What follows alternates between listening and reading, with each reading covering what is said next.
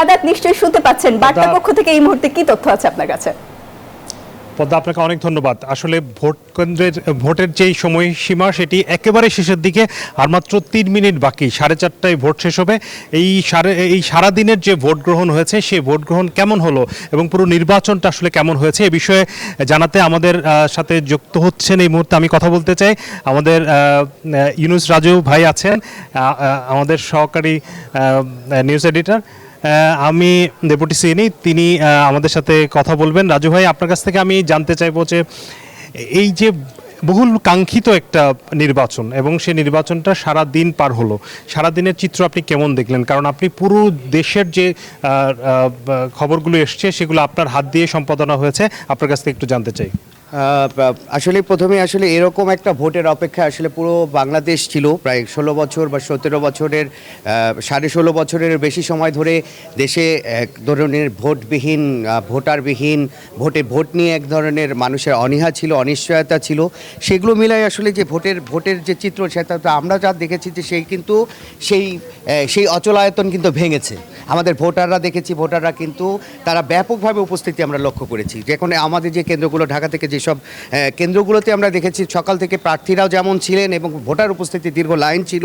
আরেকটা জিনিস আমি বলে রাখি যে আমাদের যে বিশেষ করে ভিআইপি প্রার্থী যারা, বিশেষ করে খুলনাতে গুলশানে BNP chairman Tarique Rahman vote দিয়েছেন একই কেন্দ্রে, তাছাড়া হচ্ছে প্রধান উপদেষ্টা নিজেও হচ্ছে গুলশানের কেন্দ্রে ভোট দিয়েছেন। তো সেই জায়গা থেকে হচ্ছে যে ভোটের যে চিত্র, সেই চিত্রটি আসলে আমরা দেখেছি যে ভালো। এবং আমি আরেকটু বলে রাখি যে এই যে উৎসব মুখর যে ভোটটা হলো এর মধ্যেও আমরা কিছু তথ্য দিয়ে রাখি যে দুপুর 2টা পর্যন্ত এখন পর্যন্ত যেটি আমাদের কাছে সবশেষ যে তথ্য এসেছে তাতে 47.91% ভোট কাস্ট হয়েছে। হ্যাঁ, দুপুর 2টা পর্যন্ত। সেই হিসাবে আসলে প্রায় 12 কোটি সামথিং ভোটারের মধ্যে 6 কোটির মতো ভোটার তারা ভোট দিয়েছেন এখন পর্যন্ত 2টা পর্যন্ত। তো সেই জায়গা থেকে আমার কাছে মনে হয় যে ভোটারের যে উপস্থিতি কিছু অনাকাঙ্ক্ষিত ঘটনা ঘটেছে, সেই ঘটনাগুলোর মধ্যে যেমন আমরা দেখেছি যে খুলনার আলিয়া মাদ্রাসা কেন্দ্রে একটি অনাকাঙ্ক্ষিত ঘটনা ঘটেছে। সেখানে ধাক্কাধাক্কির ঘটনা হয়েছিল এবং হৃদযন্ত্রের ক্রিয়া বন্ধ হয়ে কিন্তু বিএনপির এক নেতার মৃত্যু হয়েছে। সেটি নিয়ে একরকম মানে আলোচনা আছে।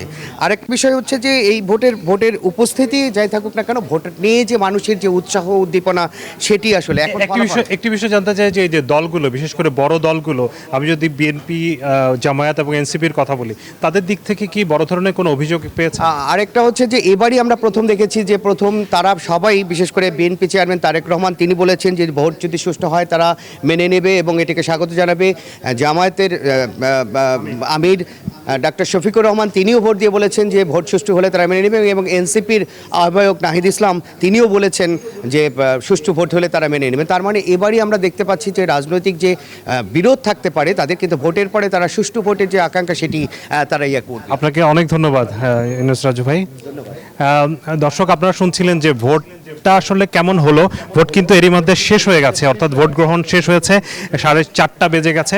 এই নির্বাচনটি কেমন হলো, ভোট কেমন হলো, এটি নিয়ে আসলে আরও অনেক বিশ্লেষণ হবে, দিনভর বিশ্লেষণ হবে, আগামী দিনগুলোতে হবে, সেই খবরগুলো আমরা জানাবো। এই মুহূর্তে আমি একটু দেখতে চাই যে আন্তর্জাতিক গণমাধ্যম আসলে আমাদের এই নির্বাচনটাকে কিভাবে কাভারেট করেছে।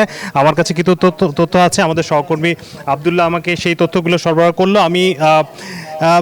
আমি একটু দেখতে চাই, আমি শুরুতেই যদি প্রথম পত্রিকাটি দেখতে চাই, ডয়েচে ভেলে। আপনারা জানেন যে জার্মান ভিত্তিক একটি জনপ্রিয় সংবাদ মাধ্যম, তারা যেটি বলছে যে Bangladesh votes ahead the pool after 2024 uprising, অর্থাৎ 2024 সালের যে গণ অভ্যুত্থান এরপরে প্রথম ভোট হতে যাচ্ছে বাংলাদেশে, সেটি তারা ফলো করে কাভার করেছে। আমি যদি পরের খবরটি দেখতে চাই, জনপ্রিয় ব্রিটিশ সংবাদ মাধ্যম বিবিসি, তারা বলছে Bangladesh votes in first election since Gen Z protest আউটস্টেট former PM Sheikh Hasina, অর্থাৎ শেখ হাসিনা পালিয়ে যাওয়ার পর, অর্থাৎ জেনজিদের যে প্রোটেস্ট হয়েছে সেই প্রোটেস্টের পর শেখ হাসিনা যে পালিয়ে গেছেন তারপরে প্রথম ভোট। তারা বিস্তারিত কিন্তু এখানে ভোটের বিস্তারিত বলেছেন, কত ভোটার অংশগ্রহণ করছে, কত প্রার্থী অংশগ্রহণ করছে, কোন কোন দল অংশগ্রহণ করছে, সব কিছু নিয়ে বিস্তারিত তারা কিন্তু কভার করেছে।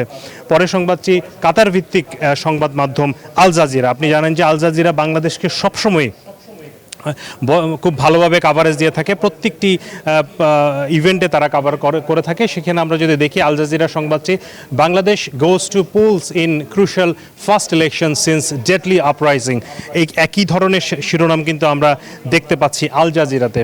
পরের সংবাদটি দ্য গার্ডিয়ান খুবই পাওয়ারফুল এবং প্রভাবশালী আমি বলবো সংবাদ মাধ্যম। গার্ডিয়ানের শিরোনাম দেখেন, তারেক রহমানের ছবি দিয়ে তারা শিরোনাম করেছে, Tarique Rahman promises era of clean politics as Bangladesh holds first election since fall of হাসিনার চলে যাওয়ার পরে তারেক রহমান যেই ঘোষণাটা দিয়েছেন একটি ক্লিন পলিটিক্স, পরিষ্কার পলিটিক্স করার, এবং কোনো ধরনের যেই গত 1.5 দশকে যা হয়েছে সেখান থেকে বের হয়ে একটি গণতান্ত্রিক রাজনীতি, তারই কিন্তু সেটিকেই তারা পিক করেছে শিরোনাম হিসেবে। পরের সংবাদটি আমরা দেখতে চাই ফার্স্ট পোস্ট, তারা বলছে এটা ভারতীয় একটি গণমাধ্যম। ফার্স্ট পোস্ট বলছে why India will keep a close I on বাংলাদেশের ইলেকশন। তারা একটি প্রশ্ন ছুড়ে দিয়েছে এবং তারা এইটি কেন করেছে, আসলে এটি মোটামুটি সবাই জানে যে বাংলাদেশের নির্বাচন, বাংলাদেশের রাজনীতি নিয়ে ভারতের ব্যাপক আগ্রহ রয়েছে। ভারতের একেবারে নীতি নির্ধারণ থেকে শুরু করে ভারতের জনগণ সবারই কিন্তু ব্যাপক আগ্রহ রয়েছে, যে কারণে তারা এটিতে বাংলাদেশের এই নির্বাচনে কিন্তু একেবারে পাখির চোখ দিয়ে তারা দেখবে, ক্লোজ আইস রাখবে, সেটিই তারা বলছে। পরের সংবাদটি আমরা দেখতে চাই, পরের সংবাদটি রয়টার্স, আরও একটি প্রভাবশালী সংবাদ মাধ্যম। রয়টার্স বলছে festival high turnout as Bangladeshis vote in landmark election.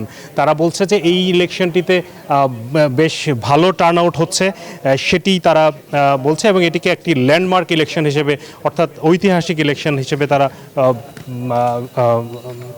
এরপরের আমরা দেখতে চাই পাকিস্তান ভিত্তিক একটি সংবাদ মাধ্যম দ্য ডন বলছে Bangladesh votes in landmark election after Gen Z revolution. একই ধরনের শিরোনাম আমরা দেখতে পাচ্ছি। অর্থাৎ আমরা যদি বলে থাকি এটি বলা যায় যে বাংলাদেশের এই নির্বাচনটি শুধু বাংলাদেশের জন্য যতটা গুরুত্বপূর্ণ, শুধুমাত্র বাংলাদেশের জন্য গুরুত্বপূর্ণ না, এটি আসলে পুরো বিশ্বের চোখ রয়েছে বাংলাদেশের এই নির্বাচনের উপর, এবং সেই নির্বাচনটি কতটা সুষ্ঠু হচ্ছে সেটি দেখার অপেক্ষায় কিন্তু সারা বিশ্ব তাকিয়ে আছে। আমরা আশা করছি যে এই শেষ পর্যন্ত আমরা খুব ভালোভাবে এই নির্বাচনটি শেষ করতে পারবো, এবং একেবারে রেজাল্ট দেওয়া পর্যন্ত মানে প্রত্যেকটি দল এই নির্বাচনের ফলাফলকে মেনে নেবে সে আশা করছি। সে আশা করে আপাতত আমরা যাচ্ছি বার্তা স্টুডিওতে। শাহাদাত, আপনাকে ধন্যবাদ। সবচেয়ে সুস্বাদু হালিম রাঁধুনি হালিম, হালিম হোক রাঁধুনি হালিম।